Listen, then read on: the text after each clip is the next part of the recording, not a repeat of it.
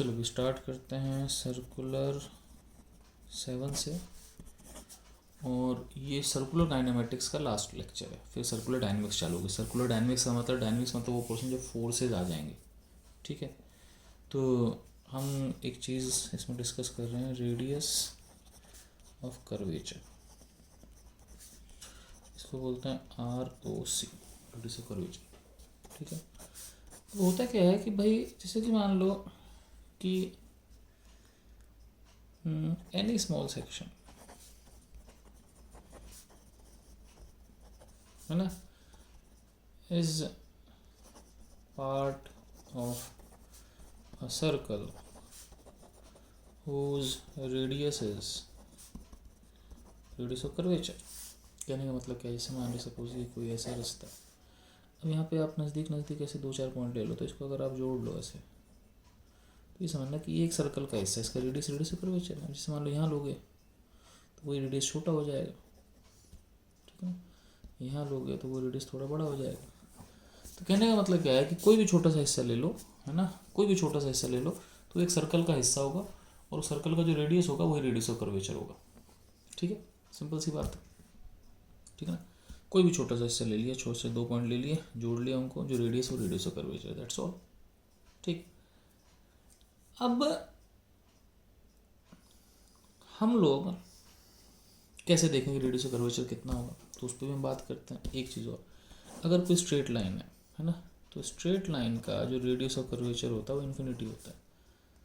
क्योंकि एक्चुअली देखो भाई, सर्कल का मतलब क्या होता है, सर्कल का मतलब वो पॉइंट जिससे सारे पॉइंट इक्वी डिस्टेंट। तो जैसे कि मान लो कि ये है, तो मान लो कि मैंने इसका सेंटर बना दिया, तो ये और ये पॉइंट इक्वी डिस्टेंट हो गए, ये सारे पॉइंट इक्वी डिस्टेंट हो गए, तो इसका रेडियस ऑफ कर्वेचर है। ऐसे ही बताओ कि स्ट्रेट लाइन है, अब स्ट्रेट लाइन के सारे पॉइंट कहीं से इक्वी डिस्टेंट नहीं हो सकते, क्योंकि ये नज़दीक होगा ये दूर होगा। अब सारे इक्वी डिस्टेंट कहाँ से होंगे, है ना, वो पॉइंट जो होगा वो इन्फिनिटी पे होगा, क्योंकि इन्फिनिटी से ये इन्फिनिटी से जाके ABC सभी पॉइंट इन्फिनाइट डिस्टेंस पे हो जाएंगे, ठीक है ना। तो एक स्ट्रेट लाइन जो होगा उसमें R इन्फिनिटी होता है, ध्यान रखना, ठीक है। क्योंकि इन्फिनिटी से ही सारे पॉइंट नज़दीक होंगे, क्योंकि अगर आप इन्फिनिटी पे नहीं जाओगे तो ये वाला पॉइंट नज़दीक हो जाएगा, लेकिन अगर आप दूर जाते जाओ तो इतना दूर चल जाओगे कि ABC तीनों इन्फिनिटी हो जाएंगे, ठीक है। तो स्ट्रेट लाइन का रेडियस इन्फिनिटी होता है, ठीक है। तो बात है कि हम लोग कैसे निकालें कि रेडियस ऑफ कर्वेचर कैसे होगा, क्या होगा, है ना। तो देखते हैं, कई तरीके हैं, ठीक है। देखो एक तरीका होता है जो आप रट लो, मैं उसका प्रूफ आपको नहीं बता रहा हूँ।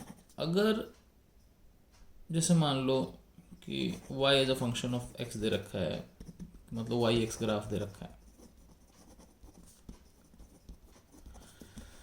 और उसकी इक्वेशन दे रखी है, तो रेडियस किसी पॉइंट पर एक फॉर्मूला होता है 1 + dy/dx का स्क्वायर होल रेज़ की पावर 3/2 डिवाइड बाई d2y/dx।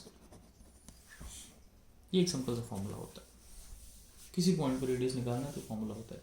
हम इसका एक एग्जांपल ले लेते हैं, नेक्स्ट पेज पे देखो।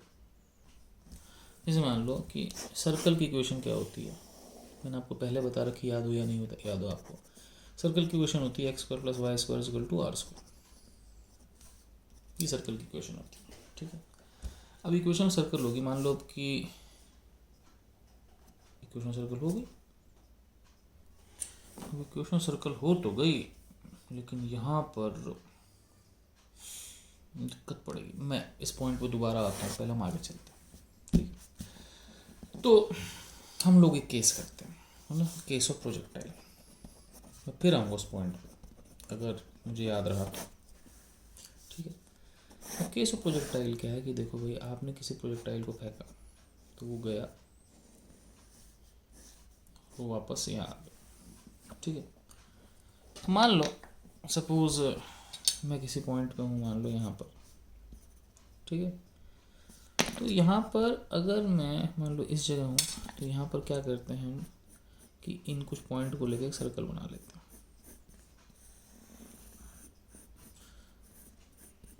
ठीक है। अब इस सर्कल का एक सेंटर होगा, ठीक है। इसकी वेलोसिटी मान लो इधर है, ठीक। तो इन पॉइंट का एक इसका रेडियस होगा। अब आप समझना मेरी बात, होता क्या है कि एक्चुअली एक प्रोजेक्टाइल का एक्सेलरेशन क्या होता है, नीचे की तरफ g, अब ये समझना, मान लो कि इसका वेलोसिटी का यहाँ पर एंगल मान लो हॉरिजॉन्टल से कितना अल्फा है। अब ये सर्कल है और ये वेलोसिटी है, तो रेडियस है ना, ये एक छोटा सा सर्कल है बेसिकली, ठीक है ना। ये हमने आसपास के 2-3 पॉइंट लिंक का सर्कल बना दिया। अब रेडियस जो होगा वो वेलोसिटी के परपेंडिकुलर होगा। अब ये अल्फा है तो ये 90 माइनस अल्फा, ये एंगल फिर अल्फा होगा। अब जी के दो कंपोनेंट होंगे, इधर जी कोस अल्फा, इधर कितना हो जाएगा जी साइन अल्फा। अब अगर ये छोटा सा पार्ट एक सर्कल है तो ये सेंटर की तरफ ये रेडियल एक्सेलरेशन है और ये टेंजेंशियल एक्सेलरेशन है। अब देखो टेंजेंशियल एक्सेलरेशन जो है वी के एंटी पैरेलल है। वी के एंटी पैरेलल का मतलब ये स्पीड घटाएगी, ठीक है ना। तो स्पीड घटाने का काम तो आपके पास ये करती है, ठीक है। अब ये क्या करती है, ये रेडियल एक्सेलरेशन है। अब ध्यान रखना हमेशा कि इन दोनों के काम याद रखना। जो टेंजेंशियल एक्सेलरेशन है ये स्पीड बदलती है और जो रेडियल या नॉर्मल या सेंट्रीपिटल ये डायरेक्शन बदलती है, ठीक है। टेंजेंशियल क्या करेगी, स्पीड चेंज करेगी, रेडियल डायरेक्शन बदलेगी, ठीक है। जैसे कि मान लो, आप समझना इस चीज़ को, जैसे मान लो आप किसी पत्थर को छोड़ देते हो, अब उस पर क्या है, नीचे की तरफ जी लग रहा है। अब ये उसकी वेलोसिटी के पैरेलल है, तो बेसिकली यहाँ पे जी टेंजेंशियल एक्सेलरेशन ही।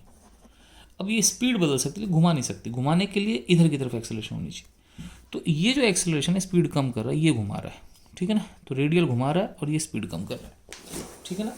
तो ये देखो ये जो घूम रही है वो रेडियल कारण है, ठीक है। अब यहाँ पे कोई पॉइंट ले लेते हैं, तो उसके लिए मैं एक और डायग्राम बनाता हूँ किसी प्रोजेक्टाइल में। तो यहाँ स्पीड कम हो रही है, अब इधर लेते हैं, अगर हम दूसरे हाथ में लेते हैं तो क्या होता है, लेट्स सी।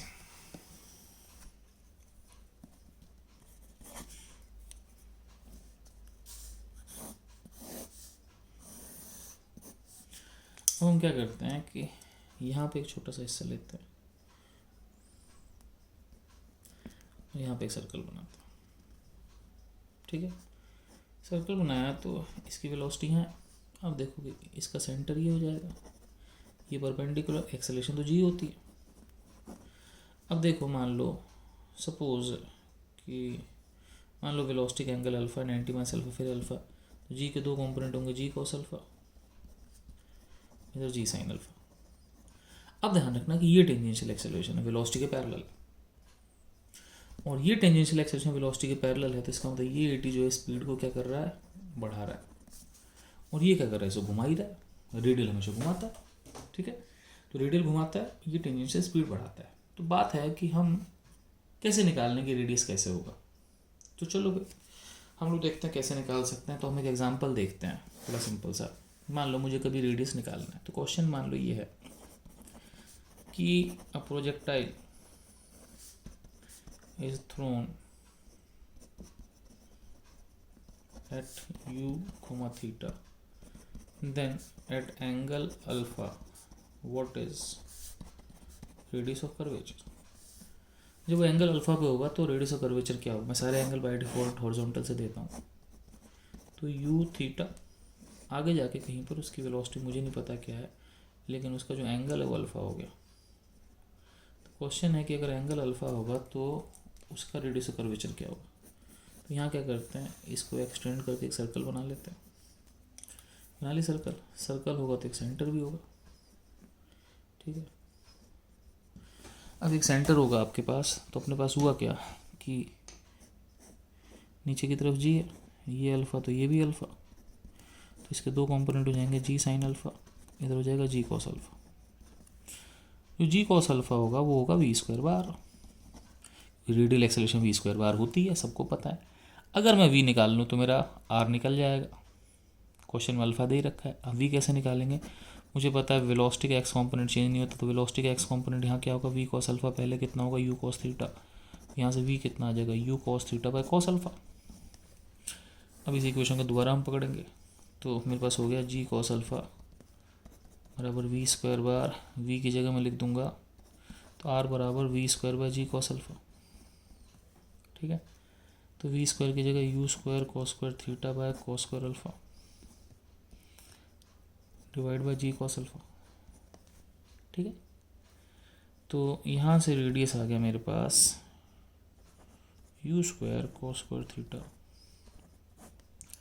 डिवाइड बाय जो जी कॉस क्यूब अल्फ़ा, ठीक है, तो ये मेरे पास हो गया एक, तो रटने की ज़रूरत नहीं, लेकिन एक सिंपल सा क्वेश्चन, ठीक है। तो ये इसे घुमा रहा है और ये इसकी स्पीड कम कर रहा है।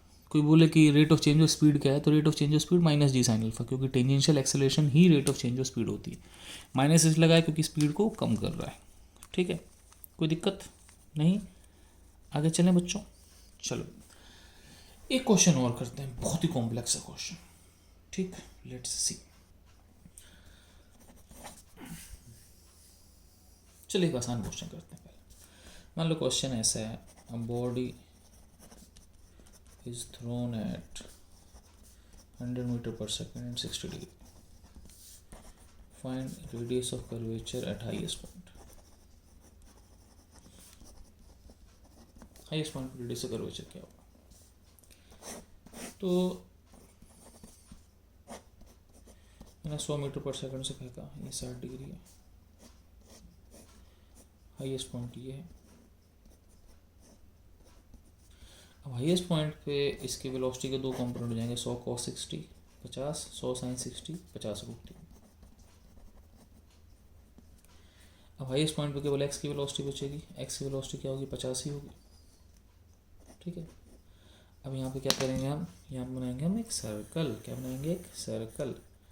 अब देखो इसकी जो टोटल एक्सेलरेशन है वो सेंटर की तरफ ही है, तो ये रेडियल एक्सेलरेशन है, तो रेडियल एक्सेलरेशन जी हो गया, वो क्या होती है, वी स्क्वायर बार। तो 10 बराबर वी कितना है, 50 स्क्वायर बार, आर कितना हो गया आपका 50 का स्क्वायर मतलब 2500 डिवाइड बाय 10, तो रेडियस ऑफ कर्वेचर यहाँ पे 250 मीटर। Okay okay. अब क्वेश्चन है, body moves on the curve y बराबर के x square, find radius of curvature at origin. के को 1 कर देते हैं, कुछ भी कर लो फर्क नहीं पड़ता, लेकिन 1 कर देते हैं। तो ये y बराबर एक्स स्क्वायर है और ये पैराबोला होता है। पैराबोला जो होता है वो x पॉजिटिव हो नेगेटिव हो, इस दोनों केस में ही पॉजिटिव होगा, तो कुछ ऐसा सा ग्राफ बनता है। हमने पैराबोला पे बहुत डिस्कशन पहले भी कर रखी है, भूल गए हो गया आप, दैट्स अ डिफरेंट इश्यू। तो ये एक पैराबोला, आप कह रहे हैं यहाँ पर रेडियस ऑफ कर्वेचर क्या होगा। चलो अब यहाँ प्रोजेक्टाइल की तरह एक्सेलरेशन तो पता ही नहीं हमको, प्रोजेक्टाइल में तो एक्सेलरेशन जी होता है, तो what can we do, let's see on the next page. तो मेरे पास है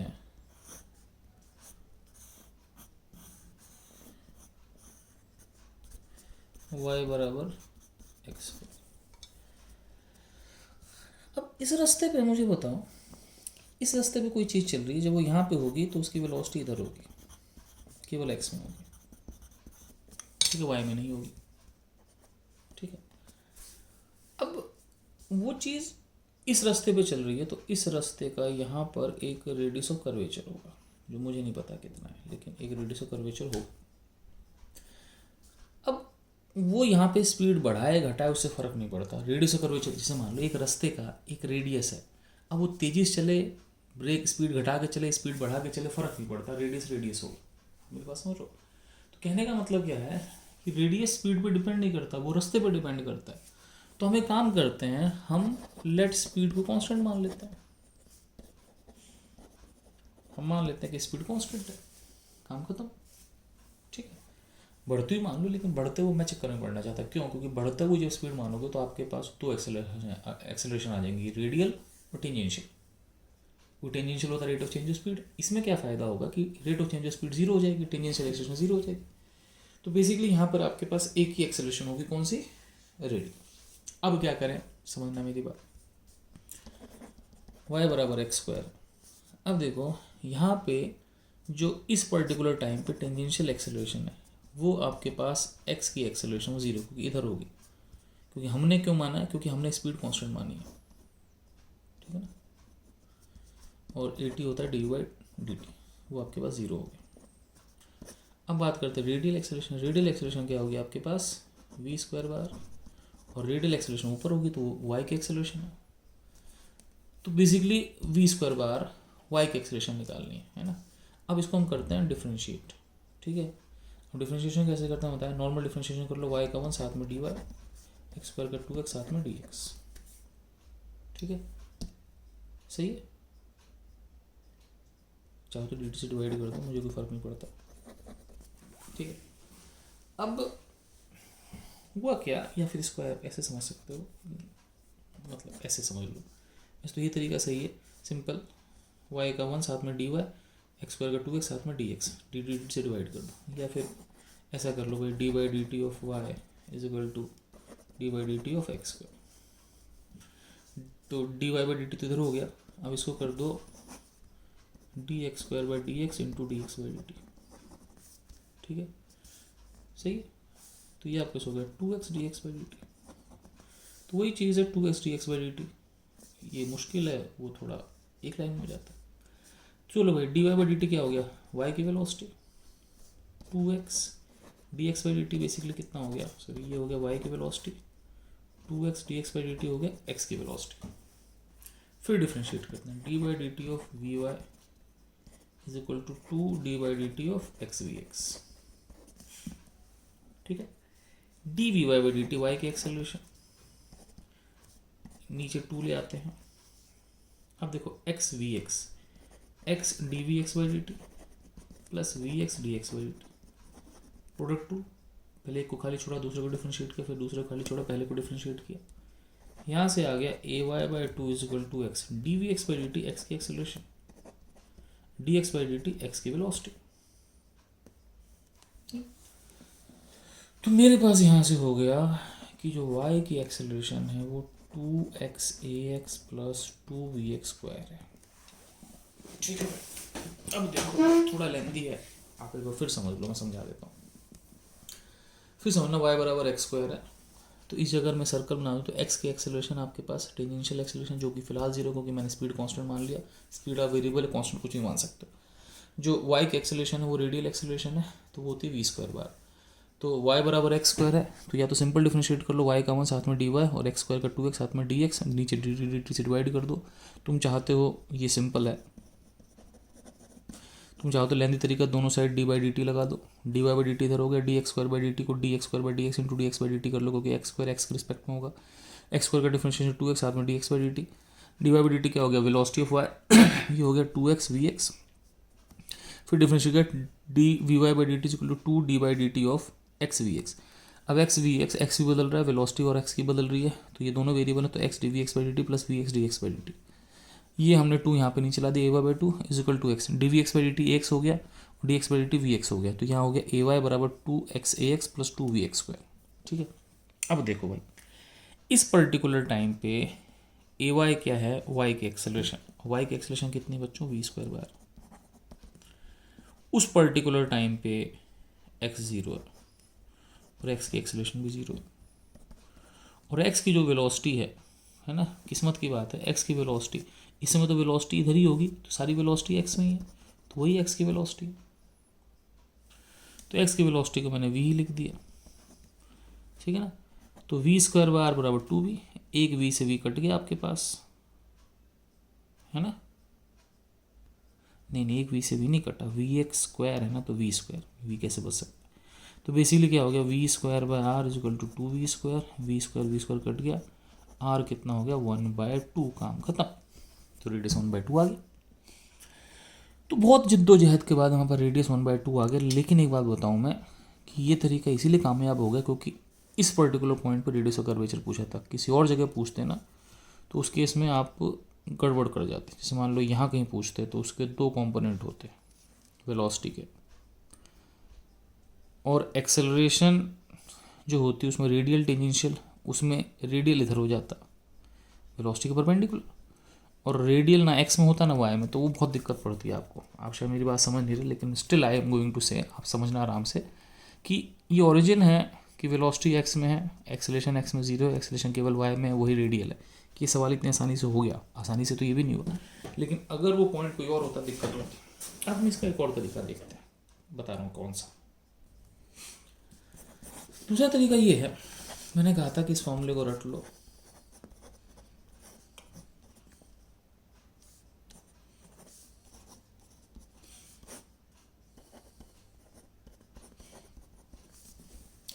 y बराबर कितना था एक्स को, ठीक है, d Y by D x हो गया 2x और d2y/dx² हो गया सेकेंड डिफरेंशियल 2।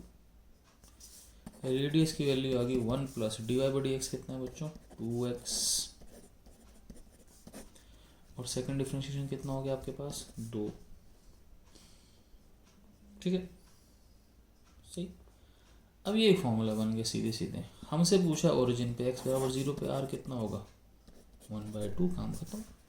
अब देखो कितनी जिद्दोजहद के बाद वहाँ पर r बराबर 1/2 आया था, यहाँ बिना किसी जिद्दोजहद के r बराबर 1/2 आ गया। ठीक है ना, सही है, तो इट्स ईजी। और ऐसा नहीं x बराबर 0, x बराबर 1, x बराबर 2 कहीं भी आप निकाल सकते हो। ठीक है, तो मैं असाइनमेंट दे रहा हूँ जिसमें पिछले 2-3 लेक्चर सारे कवर्ड होंगे। ठीक है ना, कीप सीइंग द असाइनमेंट। मैं बोल के क्वेश्चन लिख देता हूँ। ठीक है, तो assignment related to previous in this lecture.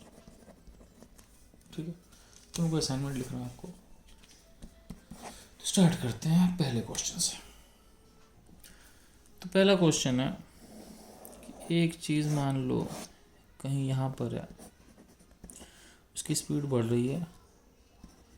What are directions of,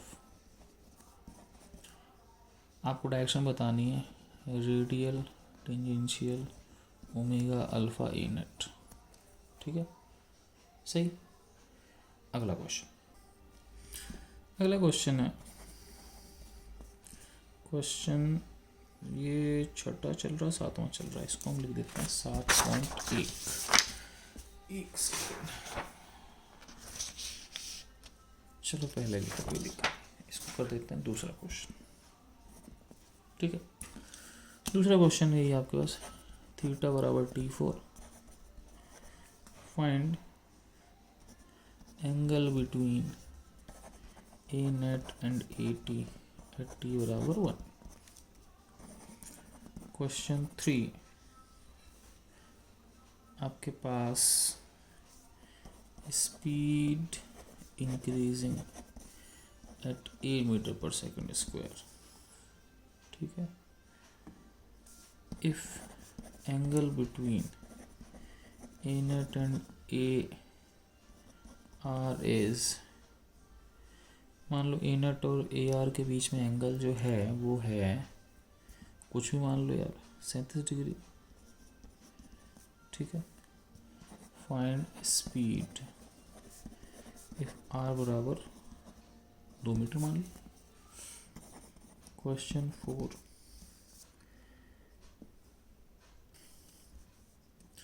मान लो क्वेश्चन 4 कुछ ऐसा है कि v बराबर t मान लो, वेलोसिटी t के बराबर है। Find A net on covering one full circle, एक पूरा चक्कर लगाने के बाद ए नेट क्या होगा। ठीक है,